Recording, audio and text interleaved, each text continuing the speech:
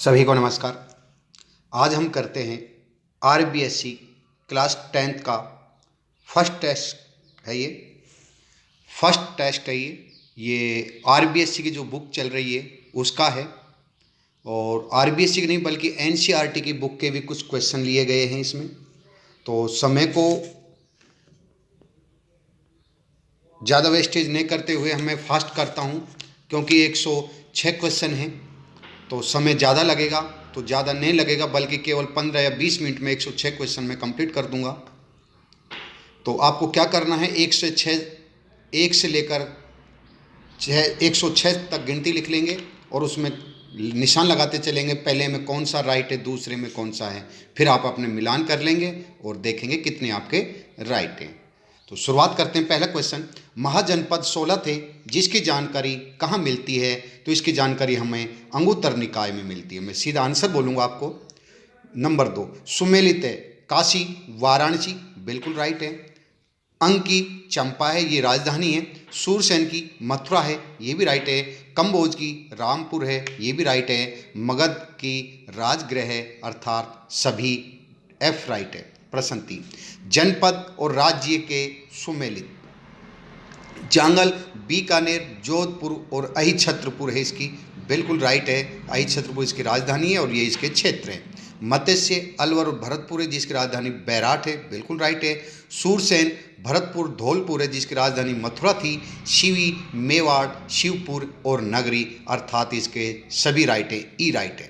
प्रश्न 4, सुमेलित कीजिए। चंद्रगुप्त मौर्य 298 से 272 ईसा पूर्व, बिंदुसार 322 से 298, स्कंदगुप्त 455 से 467 ईस्वी, अशोक 273 से 232 ईसा पूर्व। तो चंद्रगुप्त मौर्य, प्रश्न 4, चंद्रगुप्त मौर्य सर्वप्रथम हुआ था 322 से 298 आएगा, तो एक का 2 है, तो एक का 2 अर्थात बी राइट आंसर है। प्रश्न 5, 305 ईसा पूर्व में चंद्रगुप्त मौर्य ने किसको हराया था? तो ये सेल्यूकस निकटस को हराया था, जो कि सेल्यूकस निकटस को कब हराया था? 305 में। किसने हराया था? चंद्रगुप्त मौर्य ने हराया था। प्रश्न 6, मेगस्थनीज किसके दरबार में राजदूत के रूप में आया था?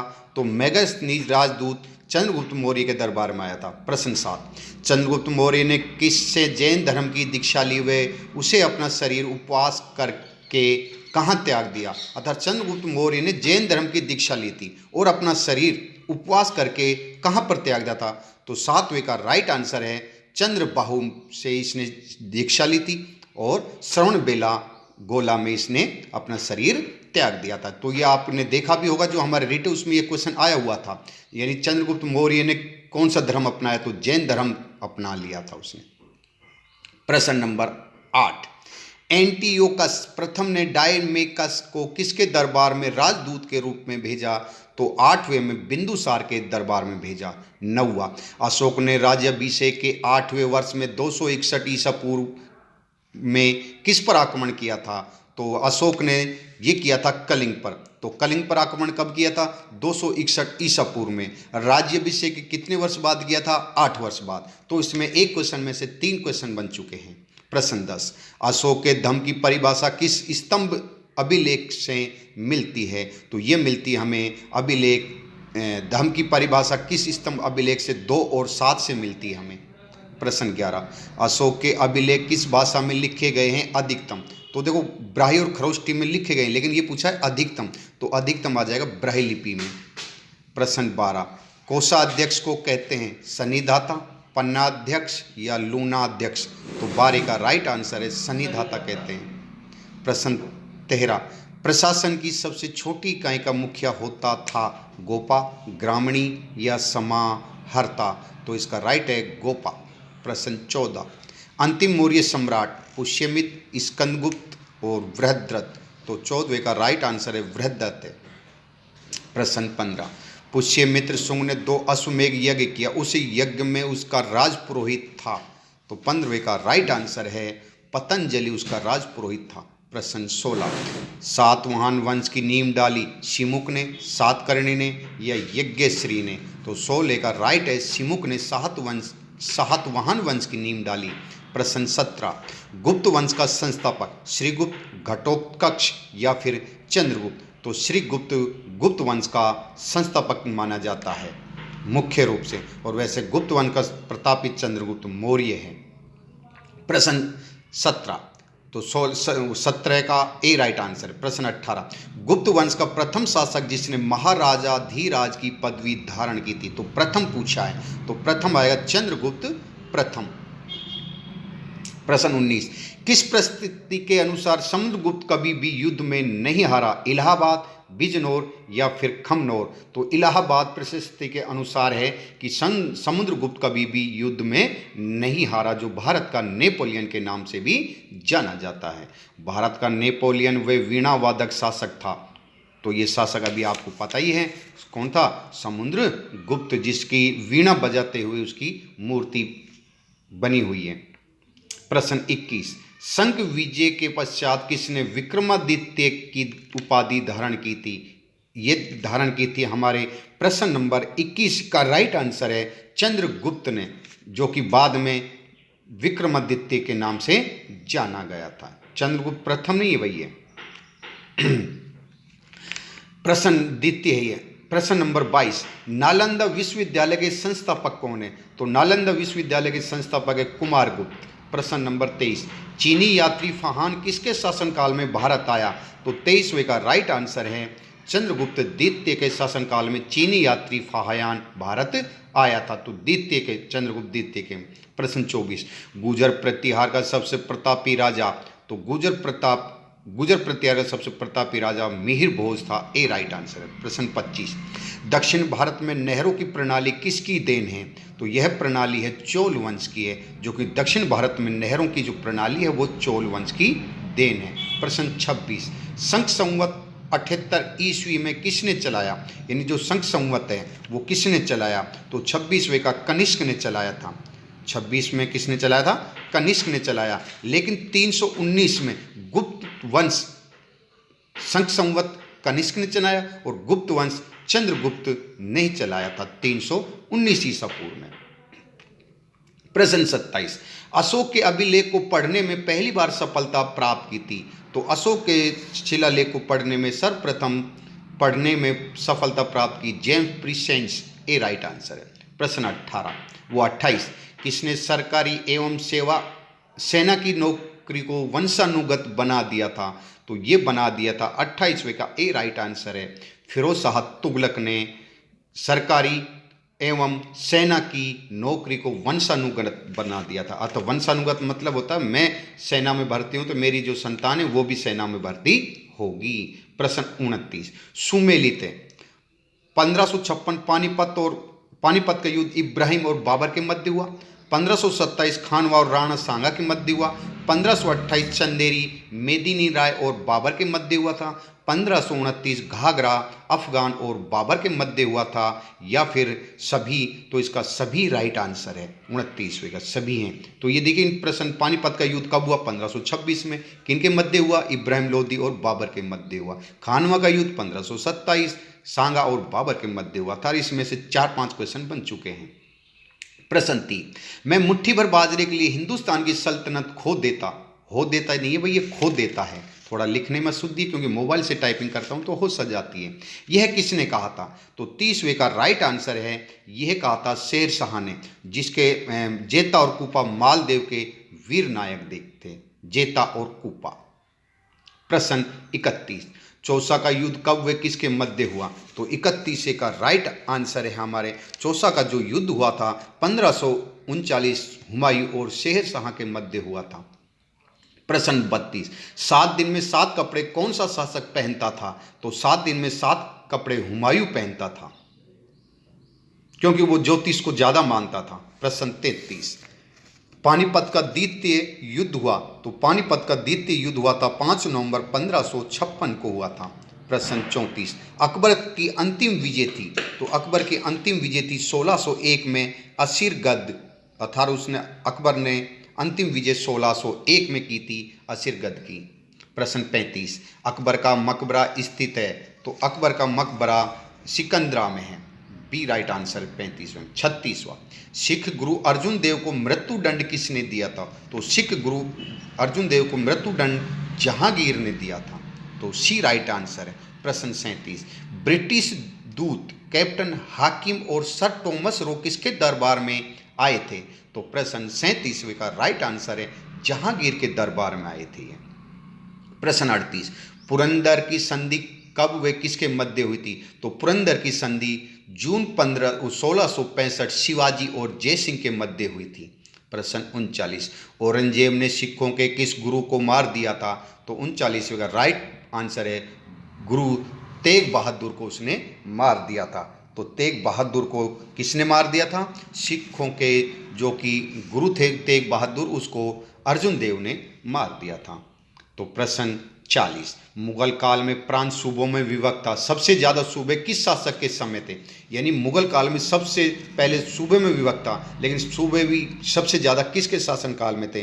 तो ये थे औरंगजेब में, जिसमें 21 सूबे थे। सबसे ज़्यादा सूबे किस में थे? औरंगजेब के। कितने थे? 21 थे।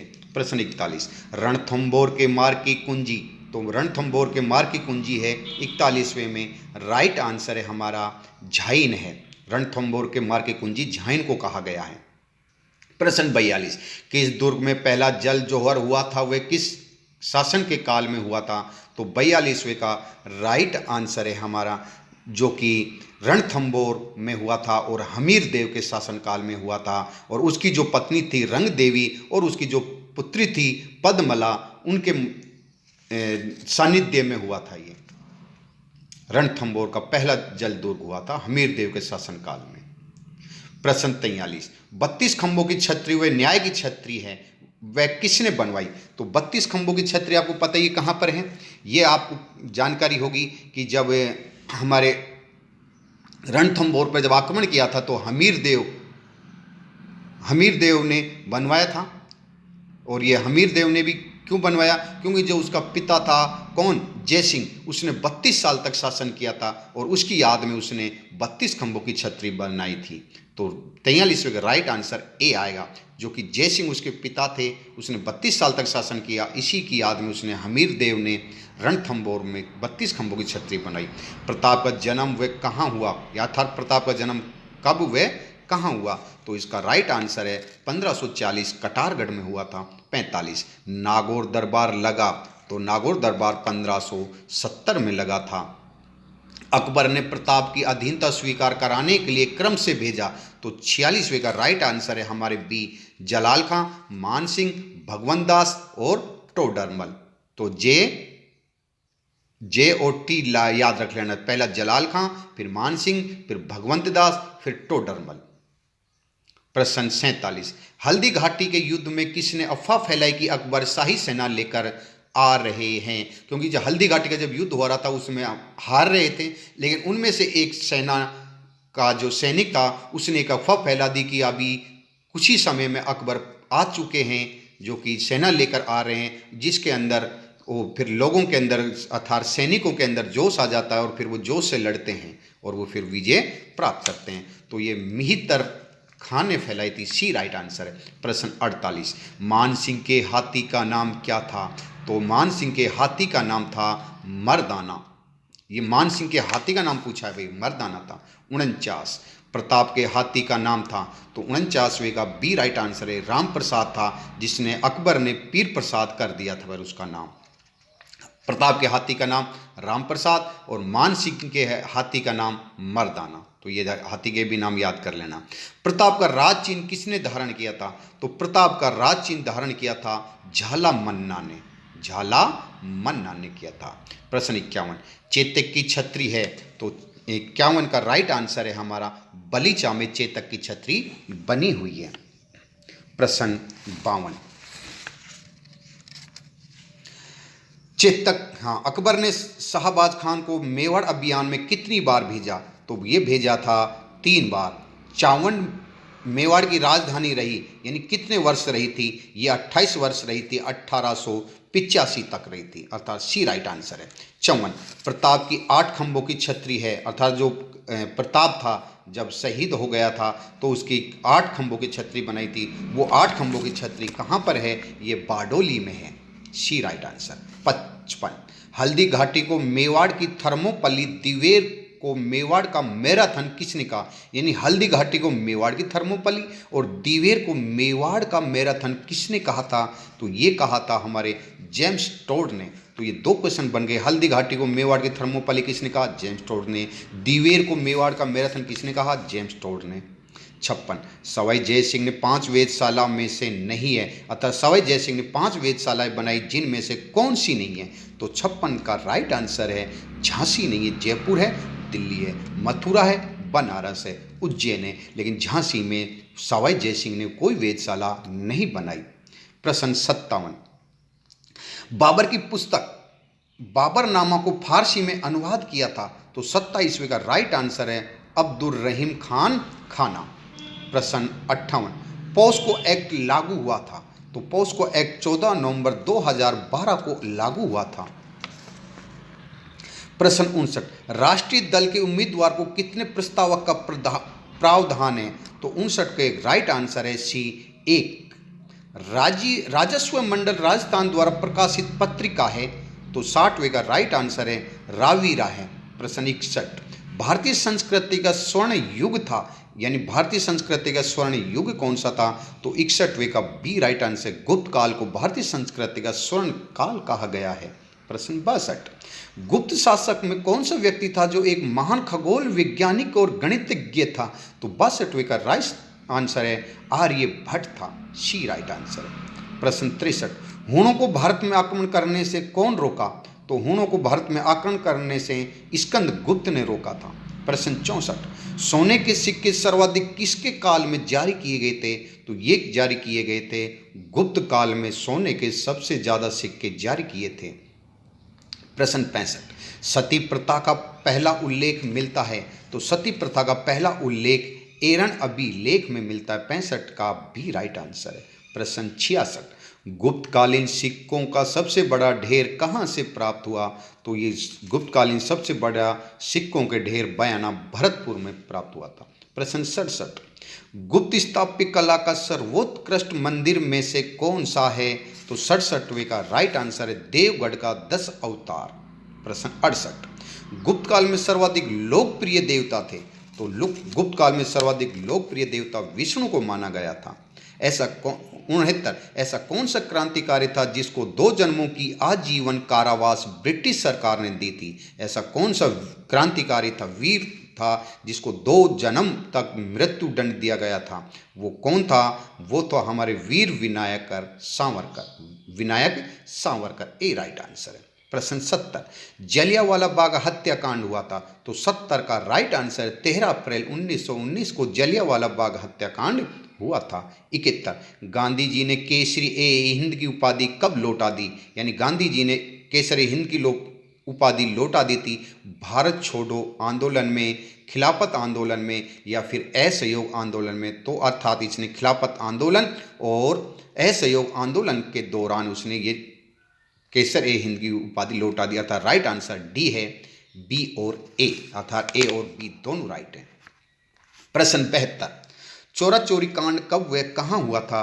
तो 72वें का राइट आंसर है हमारा चोरा चोरी कांड ए, अर्थात 5 फरवरी 1922 गोरखपुर में चोरा चोरी कांड हुआ था, जिसके प्रश्न 73, साइमन कमीशन गठित हुआ। तो साइमन कमीशन गठित हुआ था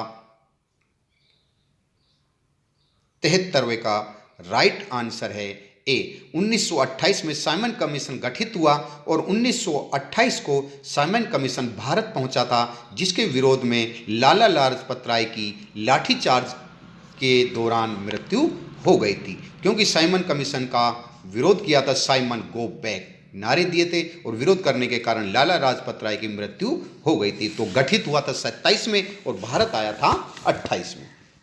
प्रश्न 74, सविनय अवज्ञा आंदोलन शुरू हुआ। तो 74 का राइट आंसर है बी, 6 अप्रैल 1930 को सविनय अवज्ञा आंदोलन शुरू हुआ था। 6 अप्रैल 1930 को बी राइट आंसर। प्रश्न 75, इरविन गांधी समझौता हुआ था। तो 75 का राइट आंसर 5 मार्च 1931 इरविन और गांधी के मध्य समझौता हुआ था। प्रश्न 76, समसभा के संस्थापक। तो 76 के संत सभा के संस्थापक गुरु गोविंद सिंह हैं, अर्थात गोविंद गुरु हैं, बी राइट आंसर है। एक ही आंदोलन, तो 77 में एक ही आंदोलन हुआ था मोतीलाल तेजावत के नेतृत्व में, 77 का बी राइट आंसर है। चौरी कर कब व किसने लगाया, तो चौरी कर 1906 में रामकृष्ण ने लगाया था, और जो कि लड़की के विवाह पर 5 रुपए लिए जाते थे, ए राइट आंसर है। प्रश्न 79, बिजोलिया किसान आंदोलन को राष्ट्रीय पहचान किस समाचार पत्र ने दिलाई थी, तो 79 का राइट आंसर प्रताप समाचार पत्र ने दिलाई थी। 80, ऊपरमाल पंच बोर्ड संगठन कब व किसने किया, तो 80 का राइट आंसर है 1917 विजय सिंह पथिक ने किया था। ऊपरमाल पंच बोर्ड का गठन कब हुआ, 1917 में, किसने किया, विजय सिंह ने। प्रश्न 81, राजस्थान जाट क्षेत्रीय सभा की स्थापना की गई थी, तो यह सभा की स्थापना की गई थी 1931 में। 82, रूपा जी कृपा जी किस आंदोलन में शहीद हुए थे, तो ये हुए थे ये क्या नाम, बेंगू चित्तौड़गढ़ में। रूपा जी कृपा जी किस आंदोलन में हुए थे, बेंगू आंदोलन में। कहाँ पर ये, चित्तौड़गढ़ में, तो 82 का बी राइट आंसर है। प्रश्न 83, ये हमारे शहर बीकानेर में जेस्मी काकी ने भोडू बाबू को ने मारा, ये प्रजामंडल की ट्रिक्स हैं, और उसके संस्थापक है शहर, तो शहर शाहपुरा, रे माने रमेश चंद। बीकानेर में, तो बीकानेर में मेघा। फिर इस तरीके से ऐसे कई चीज ट्रिक्स है, तो आप इनको याद कर सकते हैं, लेकिन जो मैं प्रजामंडल है उसमें बता दूंगा, ये आप टेंशन मत लीजिए। प्रश्न 83, कौन हर्षवर्धन का दरबारी विद्वान नहीं था, तो 83 का राइट आंसर है समुद्रगुप्त। 83 कल्लण है इसका। कौन हर्षवर्धन का दरबारी विद्वान नहीं था, मयूर था, सुबंधु था, लेकिन कल्लण नहीं था। प्रश्न 84, चीनी यात्री हेनसांग किसके शासनकाल में भारत आया था, तो चीनी यात्री हेनसांग की बात कर रहा है भैया, हर्षवर्धन के शासनकाल में आया था। 85, प्रत्येक राज्य के लिए एक विधानमंडल होगा का प्रावधान संविधान के किस अनुच्छेद में किया गया है, तो ये किया गया है 85 के बी में 168 अनुच्छेद में किया गया है।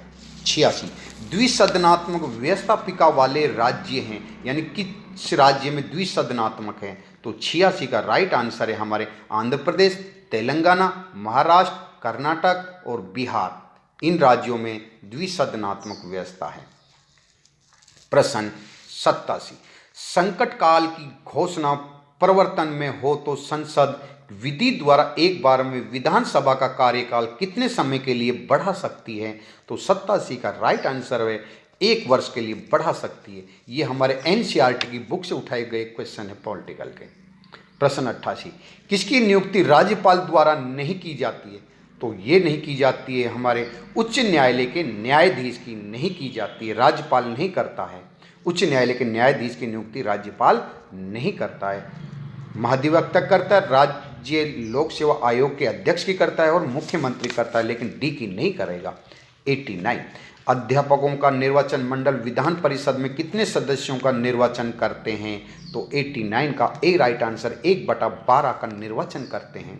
प्रश्न 90, संविधान के किस अनुच्छेद में संसद की व्यवस्था की गई है, तो 90 का राइट आंसर है 79 में की गई है। संविधान में संशोधन किया जाता है, तो संविधान में संशोधन किया जाता है संसद के द्वारा। संविधान में संशोधन किसके द्वारा किया जाता है, संसद के द्वारा। और संसद आपको पता ही किससे मिलकर बनती है, राष्ट्रपति, लोकसभा और राज्यसभा से मिलकर संसद का निर्माण होता है अर्थात गठन होता है। प्रश्न 92, संविधान में संशोधन की प्रक्रिया किस अनुच्छेद में, तो ये अनुच्छेद है 368 में, अर्थात संविधान संशोधन प्रक्रिया 368 में है। अगर आपने लाइक और सब्सक्राइब नहीं किया है तो आप जल्दी से कीजिए, क्योंकि आपका कोई फालतू टाइम वेस्टेज नहीं हो रहा है, सिर्फ एक अंगूठा दबाना है। आप सब्सक्राइब जरूर करें। ये नहीं कि आप सोचिए कि 106 क्वेश्चन है और इसमें टाइम कितना लग रहा है, और का होता तो कम से कम 5-5, 6-6 घंटे लगते, लेकिन ये केवल 20 मिनट में ही हो जाएगा। प्रश्न 93, राष्ट्रपति के चुनाव में भाग लेते हैं, तो भाग लेते हैं हमारे सभी संसद के निर्वाचित सदस्य, राज्य विधानसभा तथा संघीय क्षेत्रों की अर्थात दिल्ली और पांडुचेरी विधानसभा के निर्वाचित सदस्य, अर्थात डी राइट आंसर है। प्रश्न 94, किस अनुच्छेद के तहत राष्ट्रपति पर महाभियोग लगाया जा सकता है?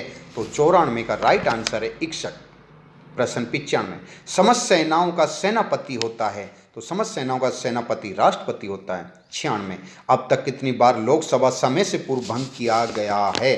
तो ये किया गया है 9 बार। 96 का राइट आंसर सी, 9 बार समय से पूर्व भंग किया गया है अब तक। सत्य है। 352 अनुच्छेद है जो कि युद्ध, बाहरी आक्रमण या आंतरिक अशांति। 356 राज्यों में संवैधानिक तंत्र विफल होने पर। 360 वित्तीय संकट पर, अर्थात सभी। तो 97 में सभी राइट आंसर है। 98, यदि राज्यसभा में पक्ष विपक्ष में बराबर मत हो तो निर्णायक मत कौन देता है? तो 98 में निर्णायक मत देता है उपराष्ट्रपति। 99, सर्वोच्च न्यायालय के न्यायाधीश की नियुक्ति करता है? तो सर्वोच्च न्यायालय के न्यायाधीश की नियुक्ति राष्ट्रपति करता है। तो आपको ये और बता देता हूँ मैं कि ये जो जीके के क्वेश्चन है ये आपके केवल आर्ट्स वालों के नहीं, मैथ साइंस वालों के लिए भी महत्वपूर्ण है, क्योंकि सेकंड ग्रेड में जो आपका फर्स्ट पेपर होगा उसमें जीके ही आएगी। फिर जो आपकी जो रिट होगी उसके बाद आर टेट होगी, तो आर टेट में भी 60 नंबर की जीके है। तो आपको ये जरूर करना, ये मत सोचिए कि मैथ साइंस वाले ने करें, क्योंकि मैथ साइंस में जीके नहीं आएगी। बिल्कुल जीके आपके आएगी, 60 नंबर की जीके आएगी।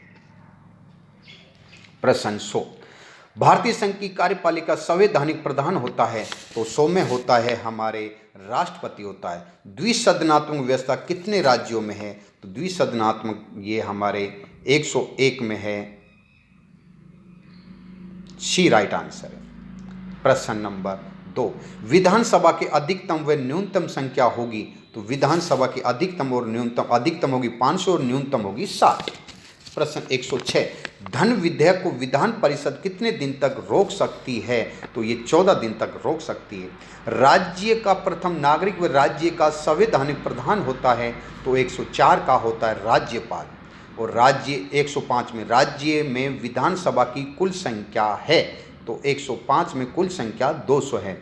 राज्य में लोकसभा और राज्यसभा की सीटें हैं? तो ये सीटें हैं लोकसभा की 25 और राज्यसभा की 10 है। तो ये क्वेश्चन हो गए 106। अब 106 में से आपके कितने राइट हैं ये अभी आप कमेंट बॉक्स में ज़रूर बताएं और कंटिन्यू तैयारी करें। नेक्स्ट होगा हमारा 10वीं का ही, जो कि आरबीएससी और एनसीईआरटी के कुछ क्वेश्चन लूँगा, बल्कि आरबीएससी के मैं ज़्यादा से ज़्यादा लूँगा, क्योंकि हमारे आरबीएससी के ही क्वेश्चन आएंगे ही, आरबीएसई के ही ज़्यादा क्वेश्चन आएंगे, एनसीईआरटी के नहीं कम आएंगे।